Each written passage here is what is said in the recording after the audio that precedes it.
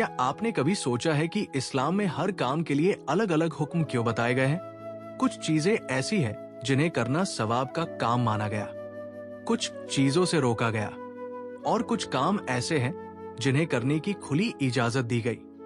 लेकिन सवाल यह है, आखिर उस अमल को क्या कहा जाता है जो शरीयत की नजर में जायज, पाक और मुनासिब हो? यही वो शब्द है जो मुसलमान की रोजमर्रा की जिंदगी तय करता है। उसका खाना, उसकी कमाई, उसका कारोबार, यहां तक कि उसके बोलने और रहने का तरीका भी। रसूलुल्लाह सल्लल्लाहु अलैहि वसल्लम ने उम्मत को साफ तौर पर बताया कि इंसान के लिए हलाल और हराम में फर्क करना कितना जरूरी है।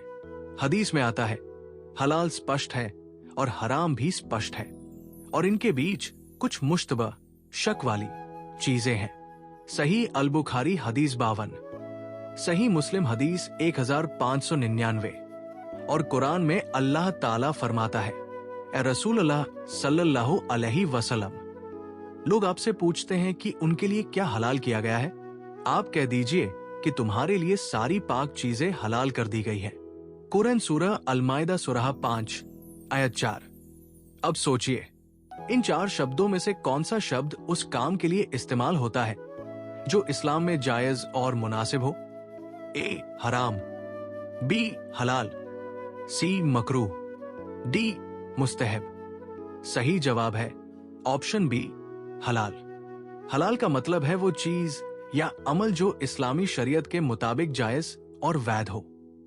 इसमें इंसान की जिंदगी के कई हिस्से शामिल हैं, जैसे खाना, पीना, कारोबार, कमाई और रोजमर्रा का व्यवहार। अल्लाह ताला हमें हलाल और हराम में सही फर्क समझने और हलाल रास्ते पर चलने की तौफीक अता फरमाए। आमीन। Please subscribe